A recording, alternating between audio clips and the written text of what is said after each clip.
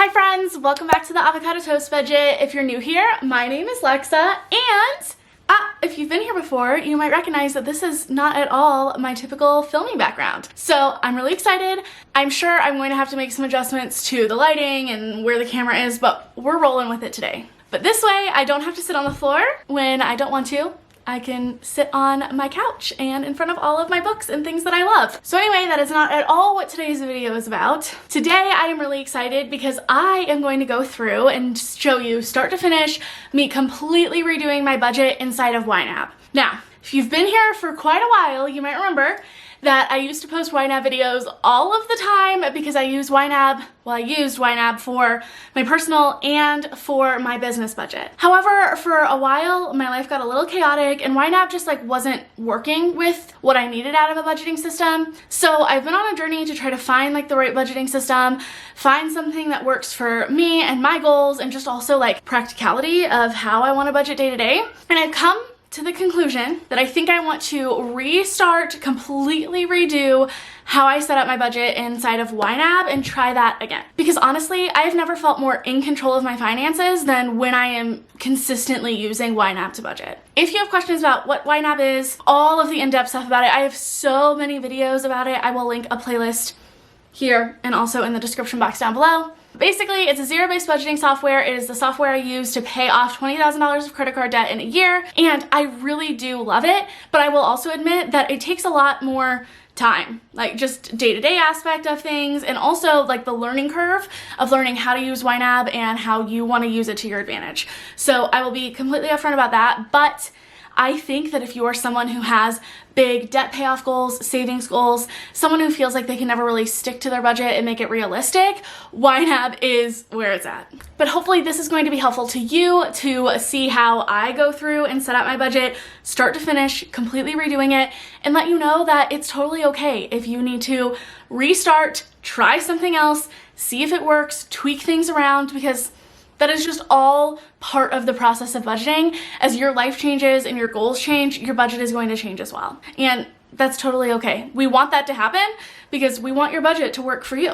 So I am going to share my screen with you, pop it up here, that way you can follow along, and let's go ahead and get into it. So since my life has completely changed, one of the nice things about YNAB is that you can create unlimited budgets, which means you can create unlimited drafts and restarts and redos and budget for yourself, budget for your business, budget for you and your partner, budget for your kids, literally whatever. So because everything has changed, I'm going to go in and just create a whole new budget. Sometimes I come up with cool names, but I'm just going to go ahead and name this practically. Everything else I keep the same. Hit create budget. And then this is what you are going to see when you first create a budget in YNAB if you're creating it on the computer. You can also create your YNAB budget on their app, and I have a video about that. I will link that here. I just find it 1,000 times easier to create a budget when you are first starting off on the computer. For me, that's just what I always do. So the first thing that I go through and do is completely redo how I want to set up my categories and category groups. So inside of YNAB, you have this here. This is your category group. It's kind of like your umbrella category. It comes pre-programmed with ideas like immediate obligations, true expenses, debt payments, quality of life goals, and just for fun. And then underneath your category group, you have your categories, and these are those specific expenses or specific savings goals that you have in mind. Here, under immediate obligations, they've listed things like your rent or mortgage, internet, groceries. You get the idea. For some ideas of what that might look like for savings, under quality of life goals, they have things like vacation, fitness, education. I personally go through and just scrap all of this and do it the way that I want to do it. But if you want a template to follow, you can totally just go through and change what works for you in here. I'm going to start from scratch. So I just right click and I'm going to go through and delete all these category groups so that I can go through and create my own. Now, the first one I like to do are fixed expenses.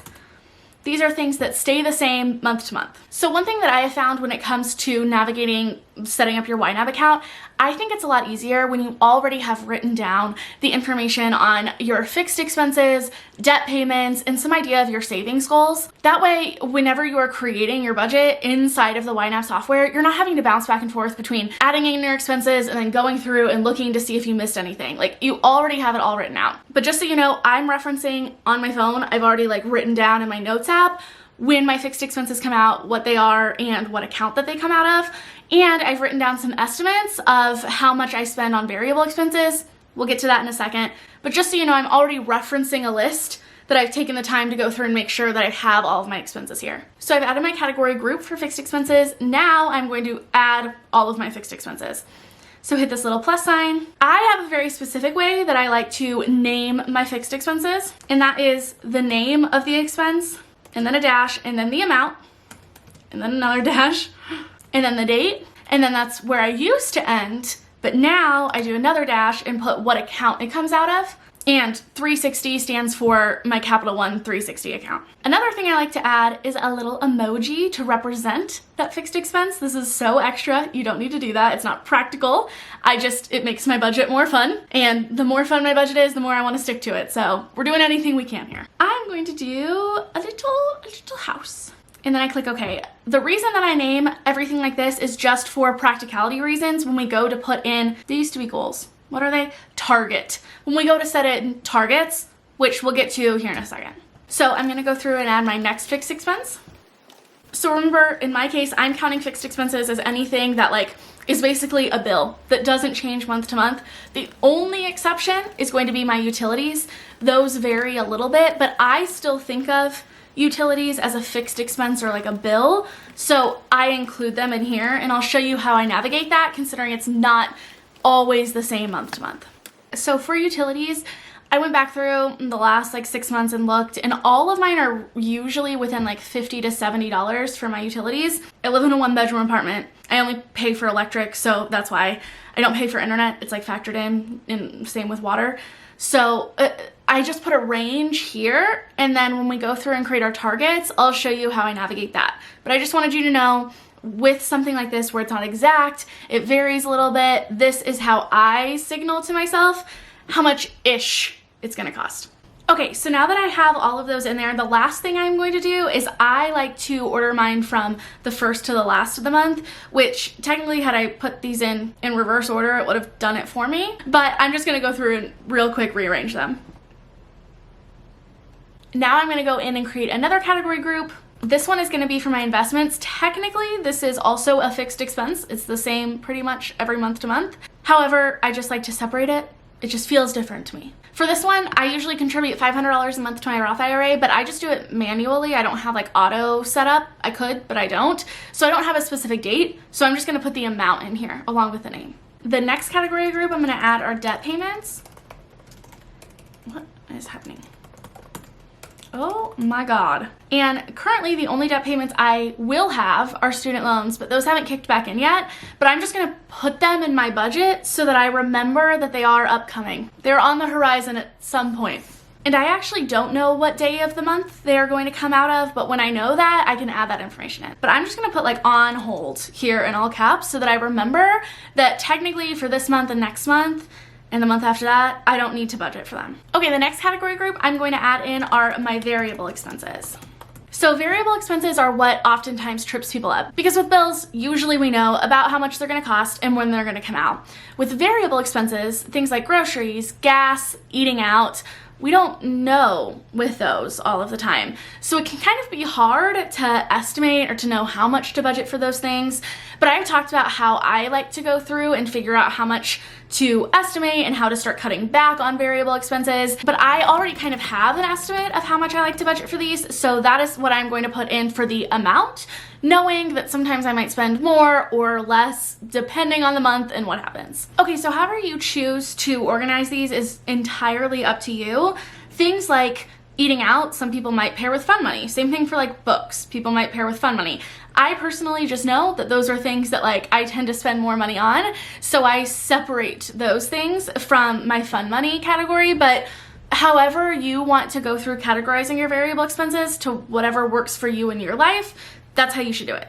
Okay, and next I'm going to put in my sinking funds. So these are all of my non-monthly expenses slash savings goals. I just kind of categorize them all into one. Now, there are some sinking funds, like for example, my car tags, where I know relatively how much I'm gonna spend and when they are due. So I'm going to tackle those in one way, and then I'll show you how I tackle the sinking funds that don't have like an end date and an end amount in mind.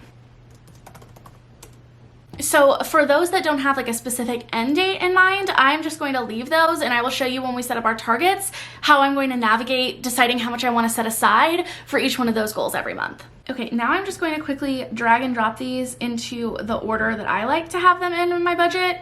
So typically the next thing I would actually do, just because of like order of how I learned to do things, is to go through and add in all of my accounts, all of my bank accounts, credit cards, all of that. However, for sake of continuity for this video, instead, I'm going to, now that we've put in all of our categories and category groups, we want to set targets for each one of these. So this is like the big thing I feel like with YNAB. YNAB has like two big things that I love about it: how they handle credit cards and this concept of targets. So what I like to do is to set a target or a goal for every single one of my categories. And you'll see here in a little bit, the reason that I like to do that is because then we're really able to evaluate our budget to see if it's realistic, what we need to cut back on, and to just very easily budget whenever we get paid. Because that is part of what I do like about YNAB, is that yes, there's a learning curve. Yes, it does take a little bit of time to set up inside of creating your budget, but once you do those things, it is relatively easy to go through and like continuously budget, and to budget every paycheck and to track your expenses. It doesn't take as much time as this initial process does, because we've put in that work at the beginning to make it a lot easier for our future selves. So the first thing that I want to tackle are our fixed expenses, because I feel like these are relatively straightforward when it comes to creating targets. So what you're going to do is highlight your first fixed expense, come over here to this create a target. Now, the reason that I put in all this information in this name is partly so it's very easy for me to go through and fill out this information here. So I know from looking at this that I need $817 a month. This is a needed for spending target. They have 4 different target types. They've changed them up a little bit. Like right when I launched my what are goals in YNAB, they used to be called goals.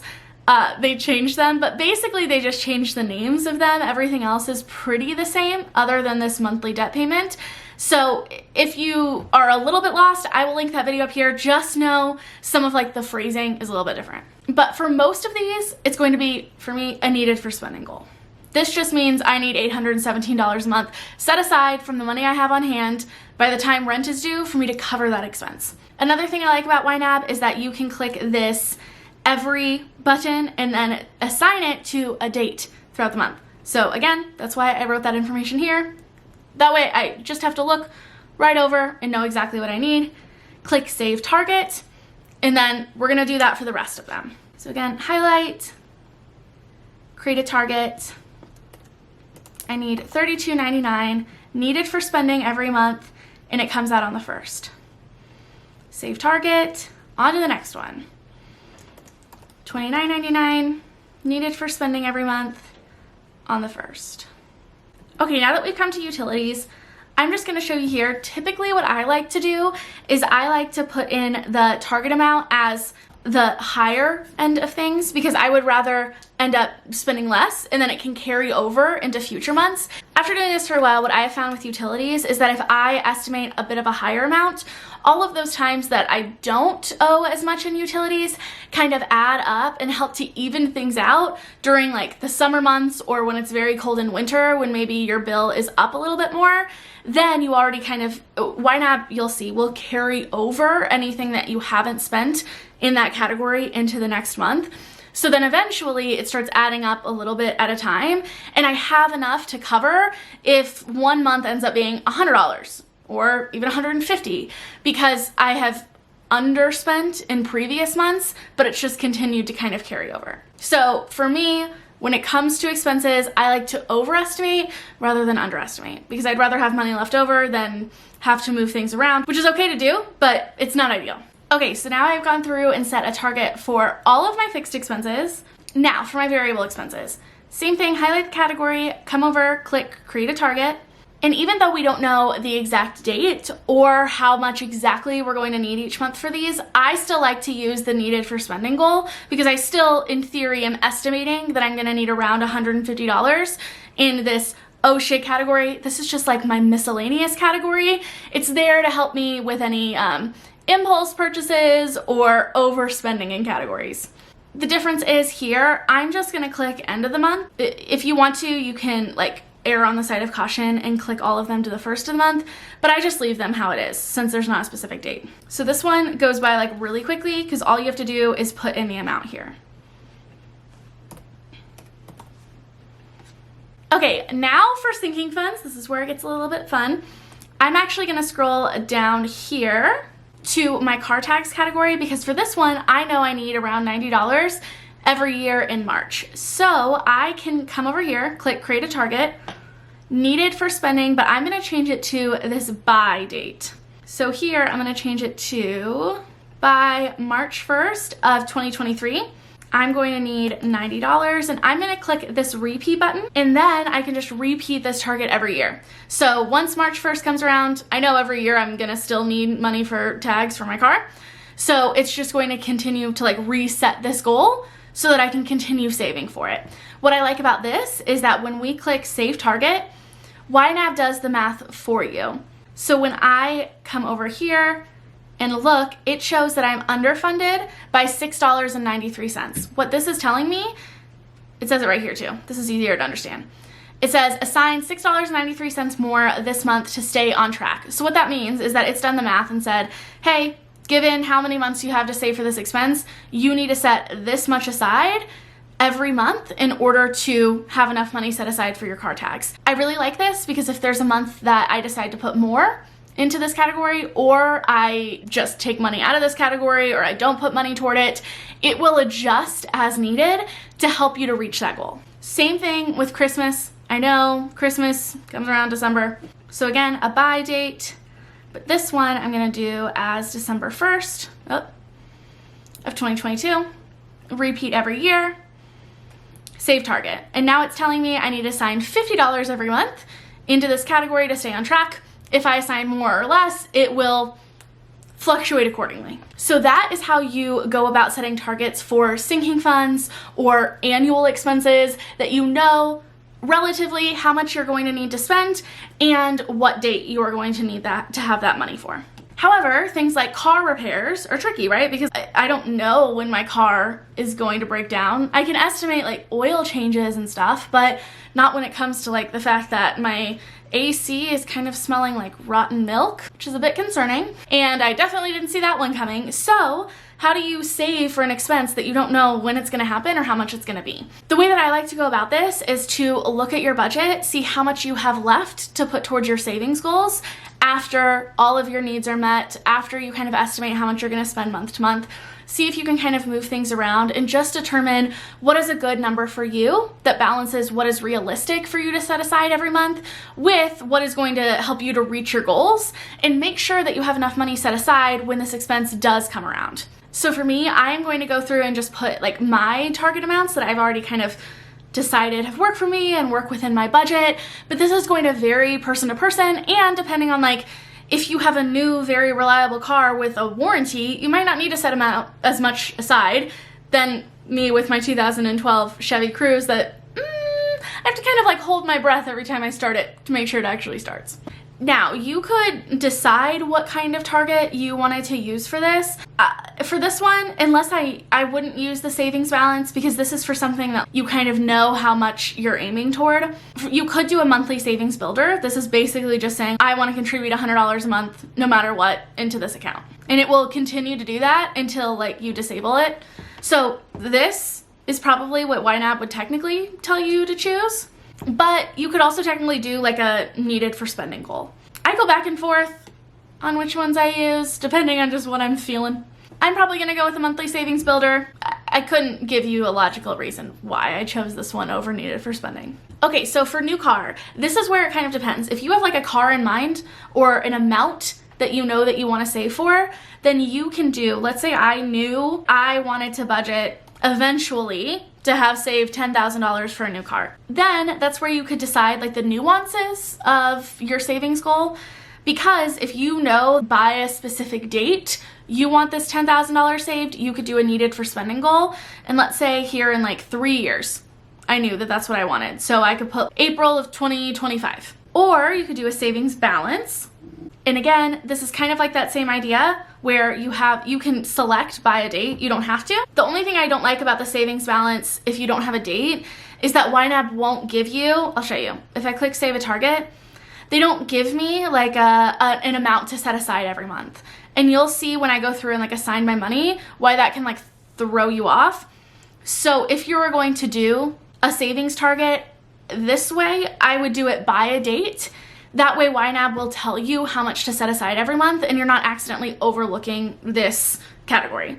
However, if you don't have like a specific amount that you know that you are like working up toward, and you just know how much you want to set aside every month, and then sometimes maybe you'll even like throw in a little bit more here and there, you can do that. So like let's say I want to set aside $150 every month toward a new car. Again, same thing with like car repairs. That can either be a monthly savings builder or it could be a needed for spending. I am going to do it as a monthly savings builder goal because I don't have a specific car or a specific amount in mind. And honestly, I'm probably going to do that same thing for the rest of my sinking funds. And then last but not least, we have up here my Roth IRA. For now, I'm not going to put in a target. This is going to be my one exception to the make sure you have a target for every category rule, because this isn't due yet. That's why I put it in here and put on hold. That way I know that eventually I'm going to need to create a target for it, but that right now I don't feel the need to set aside any money for that expense, that debt payment. This one, pretty simple. I'm just gonna do needed for spending every month, $500. Now you'll be able to see why I recommend that you have a target for every category, and that is because if I click up here and highlight all of my categories, I'm gonna come over here to this underfunded button. And what this $3,618.11 is telling me is that with how my budget is set up right now, to cover all of my sinking funds, my debt payment goals, and my fixed expenses, other than my eventual student loan payment, I need to be taking in $3,618.11 at least to cover all of this. I like this because if you go through and you set all of this up and you look at this number and say like, whoa, that is way more than I make, then you got to come back to your budget and look at it and say, how can I be realistic and start to cut back on some of these? Can I cut back on my spending anywhere? Are there subscriptions that I know that I'm not using? Are there savings goals that maybe I need to push off to the future or put a little bit less in every month? What is going on here that we need to get this number to either what you make on average or under what you make on average? To make this video process a little bit smoother, I already went through and made sure that this number works for me. However, I do know, keeping in mind that when my student loans come up, I usually pay myself like around $3,700 every month. But when my student loans come up and they're $422, I'm gonna have to find somewhere to cut back. So I got in the habit of like highlighting everything because I totally forget that YNAB has made some updates that are actually really cool.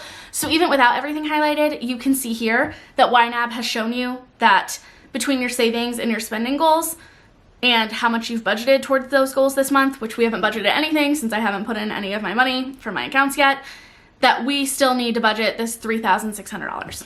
Now that we have created targets, we have set up our categories and our category groups, now we're going to go in and add in our accounts. YNAB is based off of a zero-based budget, which means you are budgeting the money that you have now, keeping in mind like how much you make, money you might have in the future, but you're not budgeting money you don't have yet. You are only assigning a job to the money that you have on hand right now. So that is where adding in your accounts comes in. Come over here, click add account. You can do a linked or an unlinked account. Linked means that you hook it up through like, what's it called?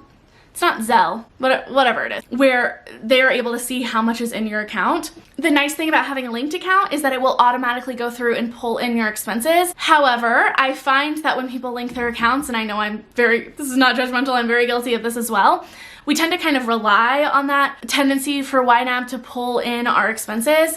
but it's delayed. It doesn't show up for, I think like, it depends on my account, but usually it's like 24 to 72 hours, which means that at any point in time when I go in and check my budget to see if I have enough money to spend on eating out, or if I have enough money to spend on, to get that thing on Amazon that I want, I might be looking at a budget that's like a few days behind, and that could cause me to overspend. So I always link my accounts as like a backup to help me if I forget to track an expense or if I get off track.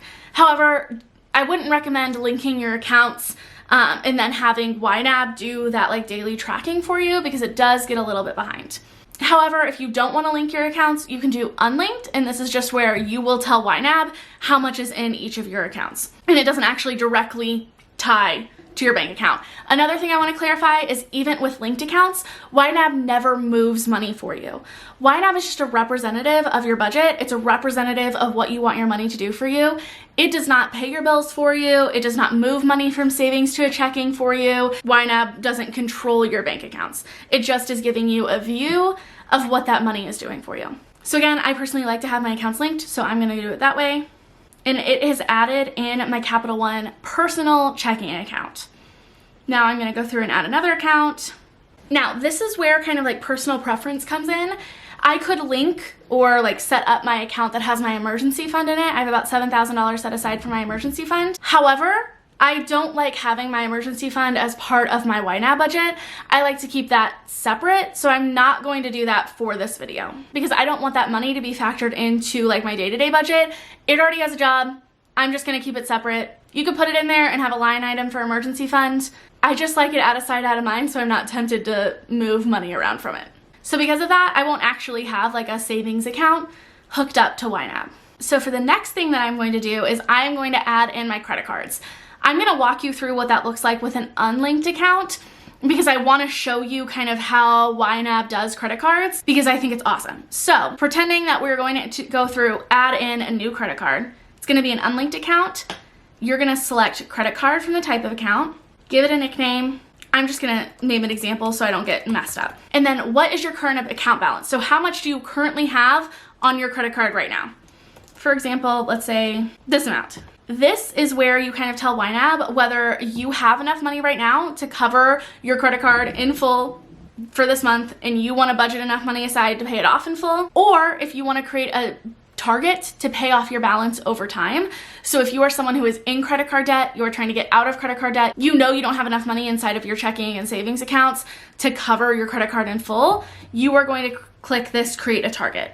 You can also say skip this for now, but I like to just go ahead and do it while you're setting it up. So remember, if you can cover your balance in full, click that.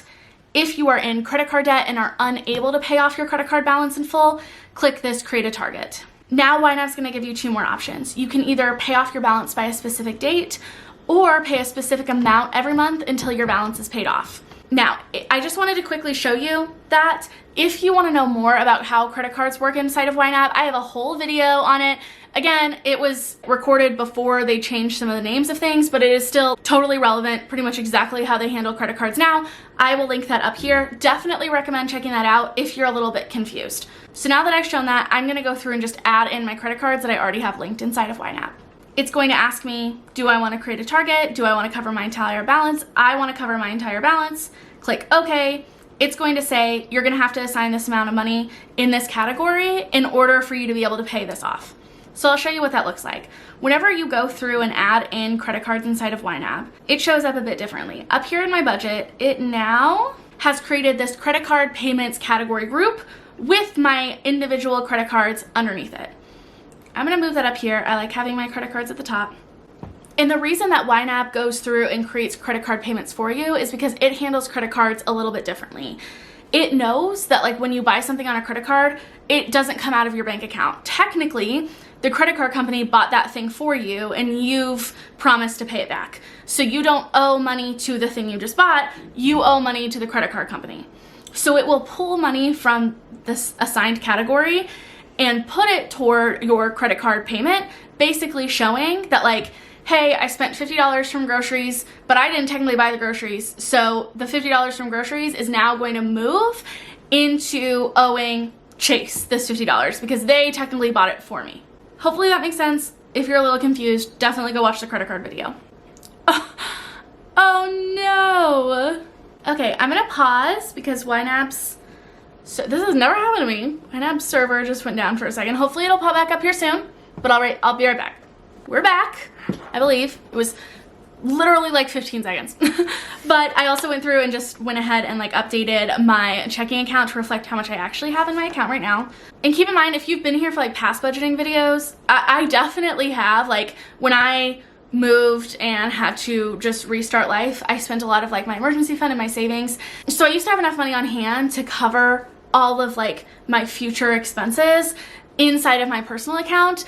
I've kind of switched that, and now a lot of that happens inside of my business account as pre-planned payments for me. It's confusing, it doesn't really matter. The idea being here, the only thing I really keep in inside of like my personal account is like my day-to-day spending, some of my smaller savings goals like we saw when I set up my account, and then also like my credit cards for my day-to-day spending. So now the next big thing that we have to do is go through and assign this money that I have in my checking account. If you have multiple checking accounts and savings accounts, it is going to just compile that all up here and ready to assign. This is telling you this is how much money you have until you get paid again. Decide what you want to do with it. So I'm going to undo all of these. The first thing that I'm going to do is just make sure that I've covered my credit card payments. So now basically I know that I'm working with, I have $1,600 until I get paid again. In the next video, which hopefully is going to go up soon after this one, I'm going to record it right after, I'm going to show you how I go through and input paychecks into YNAB and then how I assign money for my paychecks, because I only pay myself once a month. So right now I'm just working with like the last little bit, what do I need to cover for like the last few days of March, and my savings goals. So for me, when I'm looking and saying, hey, right now when I'm filming this, it's the 29th of March, so upcoming is like things due on the 1st. I just bought groceries, so I'm good on that. The cats just got food and litter, so they're good on that.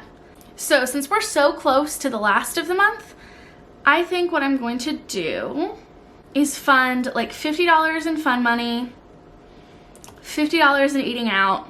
Who knows, maybe I'll want to buy a book or two before the end of the month, so I'll put $25 toward books, and then like $30 toward, maybe I'll spend money on something else. I don't see myself spending any other money in the next couple of days. So instead, what I'm going to do is, now that I've done that for March, I'm gonna go hop over to April and start budgeting for April. So up here, I can see that I have $1,400 left to budget.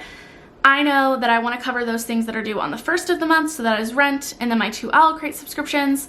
So I'm just going to highlight all of those here and click this under funded button, and then I love that because it just pulls in exactly how much I need to cover those expenses. That's why those targets are so awesome. It makes budgeting really simple. I still have $568 to work with. I know that like I'm gonna pay myself today, so a lot of that money is gonna go toward my future expenses. So I actually think instead, this is a good point, I don't know if I've made my March Roth IRA contribution, so I'm gonna do that. I'm gonna put $500 toward March, then I have $68.56 left. So I'll fund Prime, my renter's insurance. I'm hoping I go through and cancel Planet Fitness before this is due, but no promises, so I'm just gonna budget for it. Okay, perfect. And then click underfunded, and that gives me about $5.04 left to spend.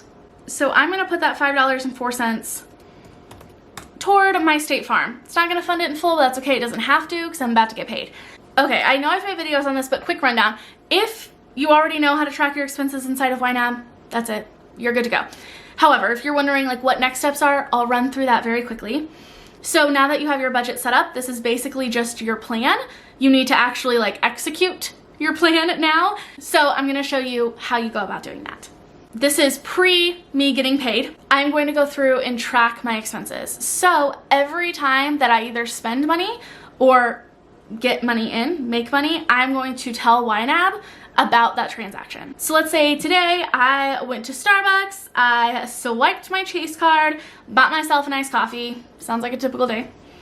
I'm gonna put the payee in as Starbucks, and then I have to choose from a category. It's going to show me how much I have to spend in each category for the rest of March, since when I'm spending this money is in March. So I am going to just put this as part of my fun money. I should probably consider making an iced coffee category, but I'll probably just rotate between taking that out of eating out and fun money. And then it is an outflow since I spent money. So let's say it was, I think it's usually like $6.27. Click save. And now what that has done, since I spent money on my credit card, it's going to show up here in my line item. This is basically just a rundown of like what you see on your bank accounts with withdrawals and deposits. But in my budget, you'll see a couple of things have changed. One, YNAB has added $6.27 to my Chase payment because it knows that Chase just spent $6.27 for me on my iced coffee. But where did that money come from? It came from, you can see here, I had $50 assigned to spend on fun money. It took out $6.27, leaving me with $43.73. And we know that this money came up here to this Chase category. That's one of the reasons I love YNAB and how they figure out credit cards, is because I feel like it really helps you to stay on top of spending on a credit card in a way that you are not overspending, because all of that money is coming from one of your categories. And quickly, I'll just show you an example of a straightforward example from a checking account. Let's say I overspent in a category. I was shopping on Amazon, I've been looking for like another bookshelf. I just bought this bookshelf, but I've been looking for one for my room. Let's say I found a bookshelf. I spent $75.48 on it out of my furniture category, but we can see here, I haven't assigned any money to that sinking fund yet, but it's still going to let me do that. It's going to let me assign that. Click save. The outflow is going to mark here. It's going to show me what my checking account balance has come down to. But now in my budget, we'll see it's doing a few things. It's showing me that I have negative $75.48 available next month. That is because when we scroll down here, I took $75 out of a category I didn't have any money to spend in. So ideally, what we want to do is find a way to cover this overspending so we're not in the red going into the next month. And you can do that a couple of ways. What I like to do, it's pretty easy, is just to click on this like red box right here that says cover this overspending with, and find a category that you have money to spend. So because I don't have $75 like up full in any of these other than my investments, and I don't want to take it out of my investments, I would rather take it out of my spending categories first, I'm probably gonna have to split this. So I'll click eating out. It took what I had available. I had $50 available in eating out. So now I need to cover $25. I'll take it out of my oh shit. That's what it's there for. Okay, now it has moved money from my oh shit and my eating out. So it's shown that I've put nothing in eating out, only have $4.52 left in oh shit, but it has moved this down here so that I am good to go. I've covered that overspending and I can move forward. But now I probably should keep in mind that this is probably a category that I want to fund with some money in. That way I don't have to like cover that overspending with some of my fund money and stuff, because now I have less money to spend in those categories unless I can add more to it the next time I get paid. So that was a quick rundown of like how to track your spending. You'll do that until you get paid again. And remember, I am filming that video of what to do on payday inside of YNAB next, so that video will be going up very soon. If you're watching this video a few days after, it might already be up and you can just click to it. If that's the case, I will link it up here and I will also link it in the description box down below. But hopefully you found this really helpful and now you know how to go through and set up your YNAB account. If you have any questions, definitely leave me a comment down below. Let me know. If I've answered that question in a video already, I'll help you to know where to look. If not, hopefully I can kind of help you to troubleshoot any questions that you have. I've been filming for like 2 hours, so God knows this video has to be very long. So I'm just going to go ahead and wrap this up here. If you enjoyed, please remember to give this video a big thumbs up. It really helps out the YouTube algorithm, helps boost this video to the top. That way more people can find this content, and I will see you all next time.